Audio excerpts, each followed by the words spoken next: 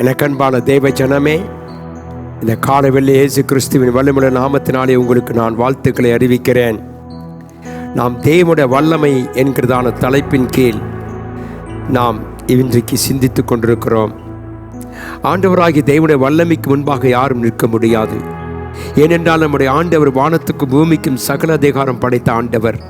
அப்படிப்பட்ட ஆண்டோட வல்லமைக்கு முன்பாக இந்த அந்தகார வல்லமைகள், பாதாளத்தின் ஆவிகள், வானமண்டலத்தின் பொல்லாத கிரியைகள், அவைகளுக்கு முன்பாக அவருக்கு முன்பாக நிற்க முடியாது. நாம் வேதத்தை வாசிக்கும் பொழுது மார்க் எழுதின சுவிசேஷம் 5ஆம் அதிகாரத்தில் நாம் ஒரு சம்பவத்தை நாம் பார்க்கிறோம். இங்கே வாசித்தோமானால், பின்பு அவர்கள் கடலுக்கு அக்கறையில் உள்ள கதரேனுடைய நாட்டில் வந்தார்கள். அவர் படவிலிருந்து இறங்கின உடனே அசுத்தாவில் ஒரு மனுஷன் பிரேத கலைகளிலிருந்து அவருக்கு எதிராக வந்தான். தேவனுடைய பிள்ளை ஞாபகம் வைத்துக் கொள்ளுங்கள், பிசாசு இவனை கட்டி வைத்திருப்பதை குறித்து வாசிக்கிறோம். இவனுடைய ஜீவியம் உலக மக்களோடு கூட அல்ல, அவன் தனிப்பட்டு வாழ்ந்தான். அது ஒரு கல்லறை தோட்டமாக இருந்தது. அநேக ஆவிகளோடு கூட தான் அவன் வாழ விரும்பினானே தவிர அவன் சுயமாய் விடுதலை பெற்று வாழ விரும்பவில்லை. இன்றைக்கு நம்மில் அநேகர் இப்படிப்பட்ட சூழ்நிலையில் தான் வாழ்ந்து கொண்டிருக்கிறோம்.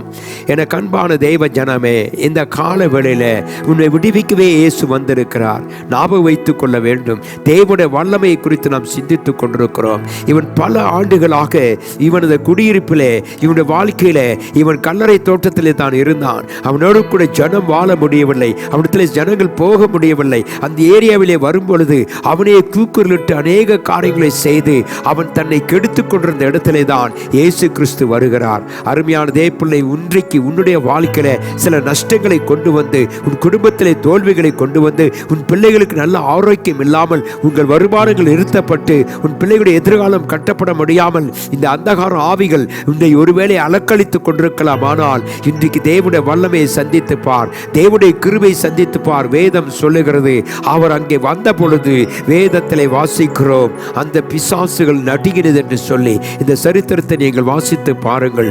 என கண்பான தேவ பிள்ளையே, கர்த்தருடைய வல்லமைக்கு முன்பாக ஒருவரும் நிற்க முடியாது. ஆகவே அவனுடைய குடியிருப்பு கல்லறையில் இருந்தது. அவன் சங்கிலியாலும் கட்ட ஒருவனாலும் அவனுக்கு கூடாமல் இருந்தது என்று சொல்லி வாசிக்கிறோம். அநேக தரம் தேவ பிள்ளையே, இப்படிப்பட்ட சங்கிலிகளை உடைக்கக்கூடிய வல்லமை இயேசு ஒருவருக்கு மாத்திரமே உண்டு. இதோ நாம் ஞாபகம் வைத்துக் கொள்ள வேண்டும். பேதுரு சங்கிலியால் கட்டப்பட்டு சிறைச்சாலையில் வைக்கப்பட்டிருந்தான். அந்த நேரத்திலே கர்த்தருடைய வல்லமை இறங்கி வந்து, வானம் திறந்து இறங்கி வந்த ஆண்டவர் அவன் சங்கிலிகளை கர்த்தர் அறுத்தெடுத்து அவனை விடுதலையாக்கி அவனை வெளியே அனுப்பினார். தேவ பிள்ளை, எந்த சங்கிலியால் நீ கட்டப்பட்டிருந்தாலும், எந்த பாவத்தால் கட்டப்பட்டிருந்தாலும், எந்த சூழ்நிலை விழுந்து போயிருந்தாலும் பயப்படாதே. உன்னை விடுவிக்க தேவனாகிய கர்த்தர் வருகிறார். வேதம் என் வல்லமைக்கு முன்பாக யாரும் நிற்க முடியாது. அருமையான தேவ பிள்ளையே, அவனை விடுவித்த ஆண்டவர், இவனை விடுவித்த ஆண்டவர், உன்னை விடுவிக்க கர்த்தர் ஆயத்தமாக இருக்கிறார். இந்த காலையில சொல்லுவோம், கர்த்தாவினுடைய வல்லமை எங்களுக்கு தேவை.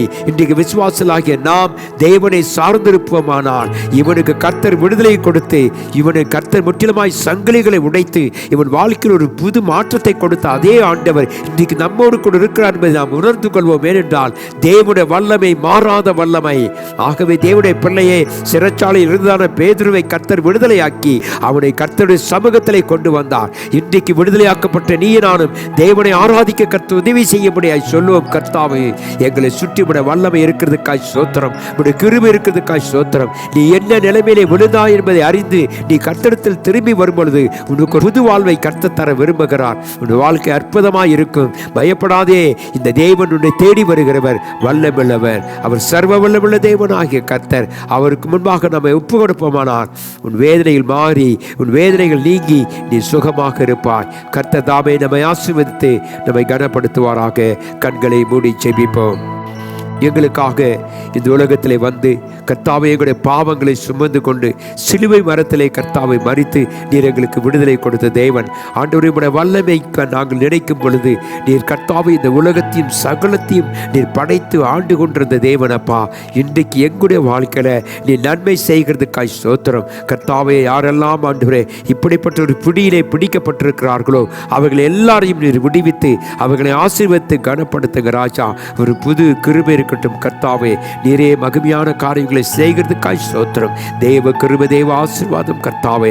அப்பா, உம்முடைய பிள்ளைகளாகிய ஆண்டவரை கேட்டுக்கொண்டிருக்கிற பிள்ளைகள் மேல் நீர் கர்த்தாவை மகிமை செய்யும்படியாய் இயேசுவின் நாமத்தில் ஜெபிக்கிறேன் அன்பின் நல்ல பிதாவே, ஆமென்.